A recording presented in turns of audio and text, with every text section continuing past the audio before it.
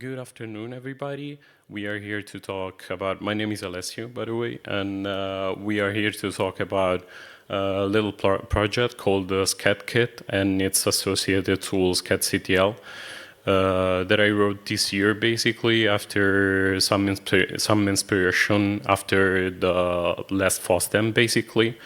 And particularly, it's a tool that allows you to swap the system scheduler with a custom scheduler that you write and package using OCI images. And as we know, as we maybe know, I don't know, the extensible scheduler class that was introduced in the last versions of the kernel, of the Linux kernel, is basically powered by eBPF. So it's very cool to study, at least for me. And yeah, basically we start with this. The kernel is basically it has an infrastructure of schedulers that, by the way, I would appreciate that during the QA, you just remove the chairs and form the mosh pit, given the nature of the location, because it's super cool.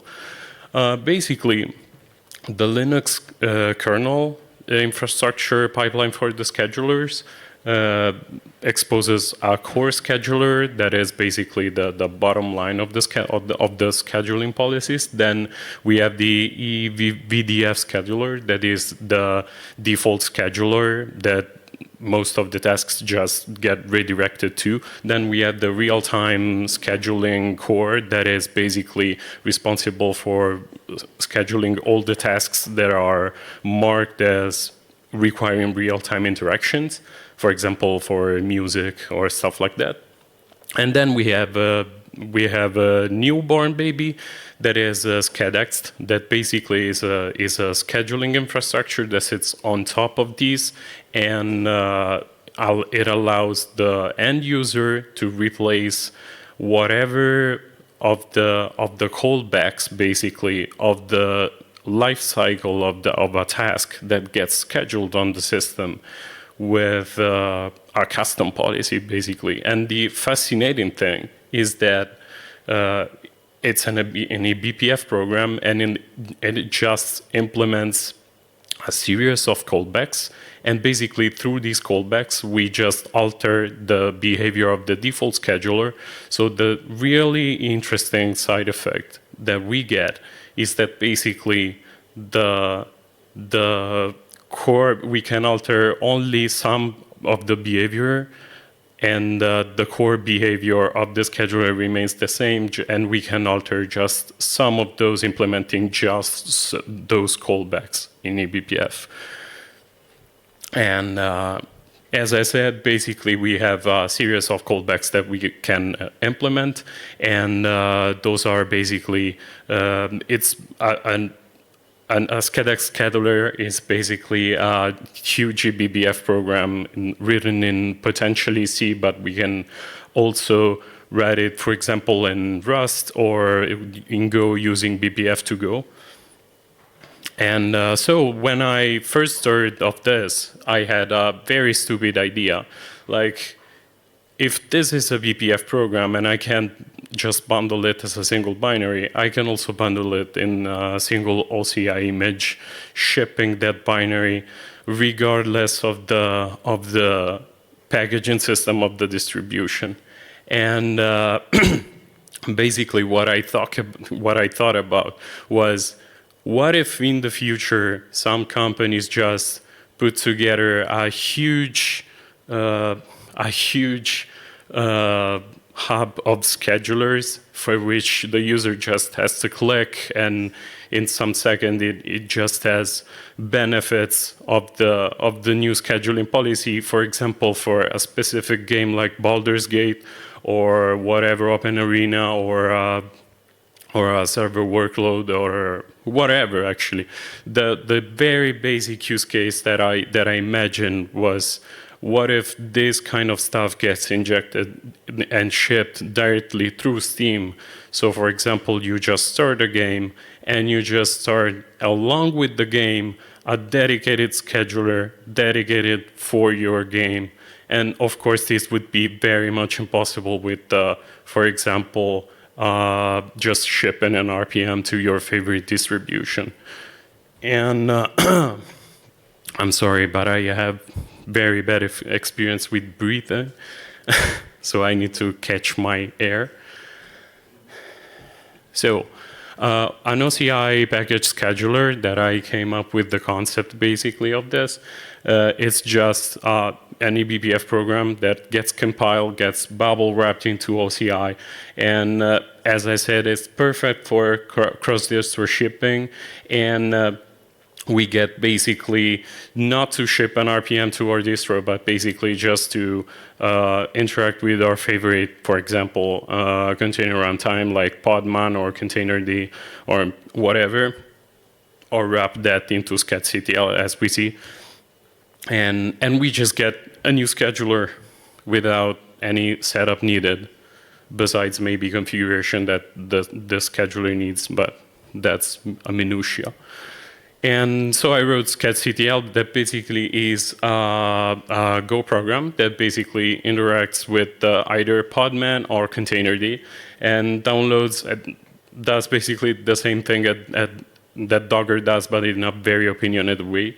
So it just pulls an OCI package scheduler and runs it as a privileged process for now, because I just didn't understand how to assign a very limited set of capabilities to those processes. So for now, I'm just resorting to privileged processes, but actually I'm working towards like limiting the privilege that SchedCTL exposes to the process.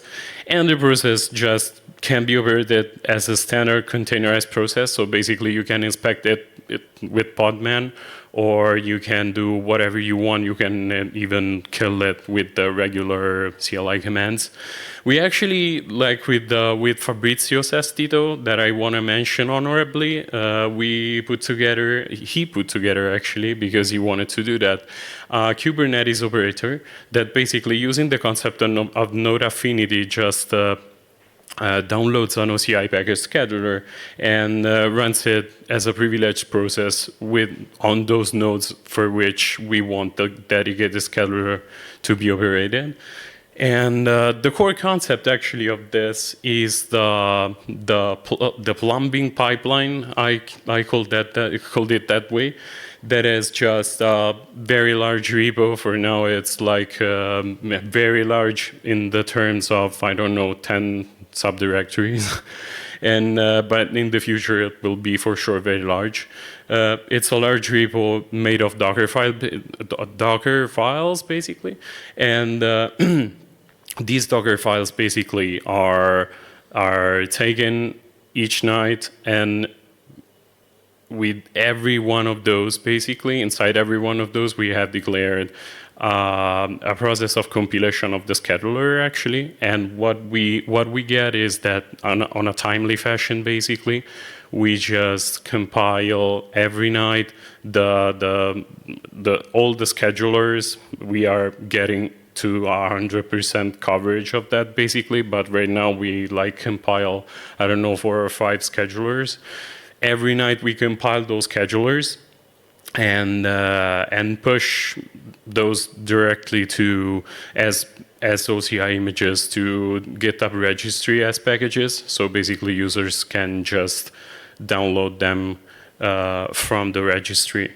And it's not much, but yeah. One potential improvement is, for example, we could build schedulers in OBS, and it would be very great, but at the same time, like, all the schedulers need dependencies, and those dependencies would need to be downloaded to be available offline, for example. And this is actually possible for, like, with Mason, for example, because the huge SchedX repo that with all the schedulers inside has Mason built-in support, and you can do that with Mason. But at the same time, like, it's very difficult to actually get that into a healthy pipeline for OBS. So this is an improvement point.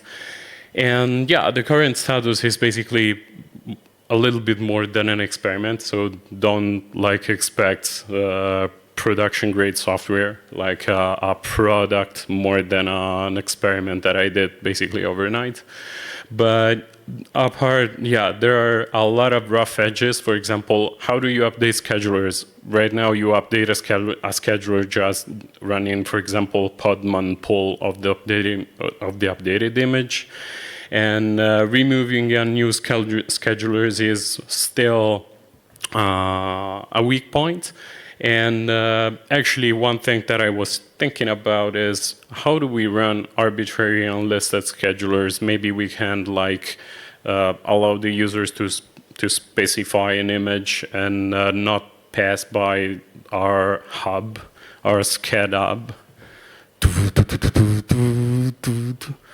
And I prepared a little demo that it's very much mockable, I think, but yeah.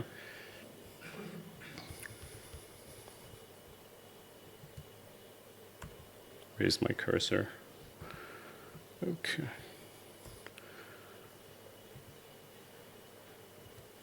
Okay.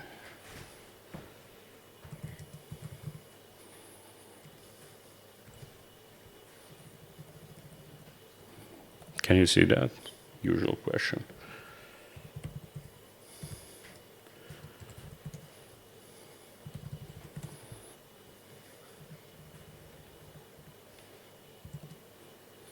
I am able to code, but I'm not able to write, so it's very difficult for me.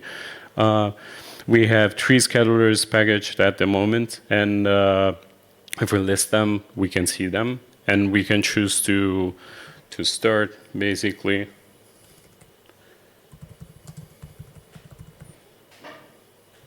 SCX Rusty, for example.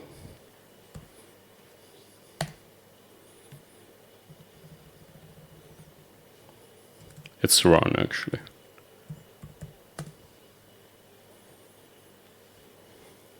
Okay. So now, if we go to the state of the SchedX scheduling pipeline, basically, we can see that it's enabled, and if we run cat of the available schedulers, because we can actually have more than one scheduler enabled at a time, and it has a lot of implication that I will not tell you about here. But basically, we can see that Rusty is the scheduler that was enabled, and Rusty is a very it's a very new scheduler that is, I think, written by Andrea Riggi. I don't know, at the SchedX working group, basically, and it's written in Rust, pure Rust, so it's super cool. And this kind of approach is very straightforward because basically it allows to prototype, for example, a new scheduler in Rust and see in the weak points and the benefits, and then you can, once you have validated the idea, for example, you can just port it to C and maybe looking for a submission in the main line or something like that, or just port it to actual BPF code like C BPF code. And once we are tired, basically the demo is that my computer is working as usual and it didn't explode or something just by it's very little. Once we are tired, actually, we can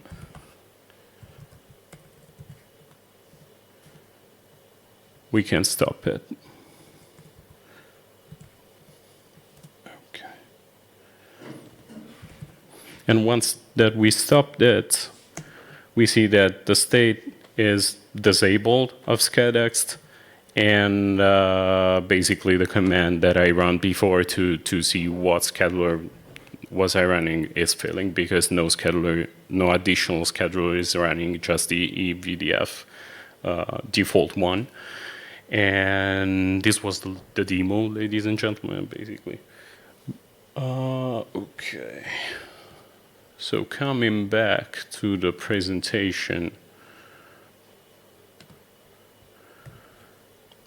I'm actually leaving benchmarks to more knowledgeable people. For example, you can find plenty of talks by Andrea Righi online, and he is very much more knowledgeable at benchmarking this kind of stuff than I am. I'm just a guy that knows how to write Docker files, basically, in the context of this.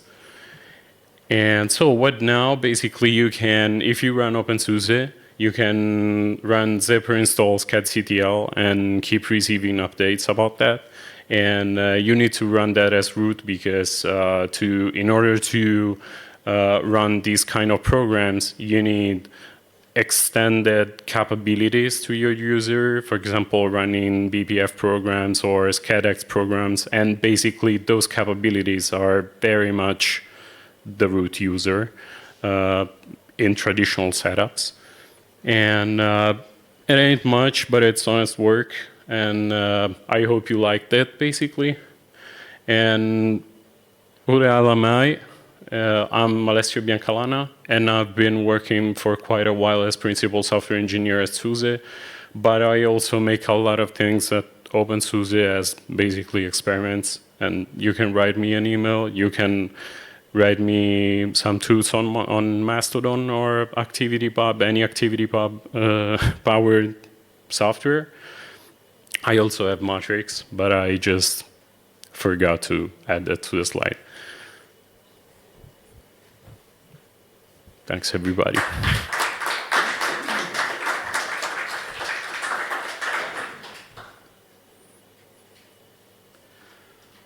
Now it's the time for the mosh pit. If here.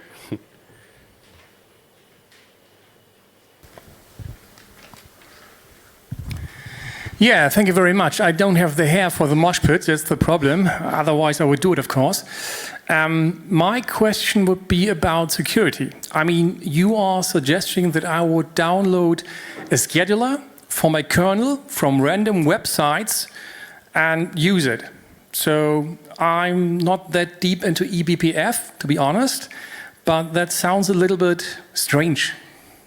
Okay, this is a good question. And actually, being this like OCI packages, basically, you can download them from registry. And at this point, if you don't trust like the SCHED, of course, this puts a lot of pressure, now that I think about that, on the people that maintain a hub like that, because of course they have to maintain a hub that is secure. At the same time, I was looking forward to also generate, for example, bombs for the OCI images, and this way you could like inspect those or run some tooling to inspect those and see if those are like malicious programs or something like that.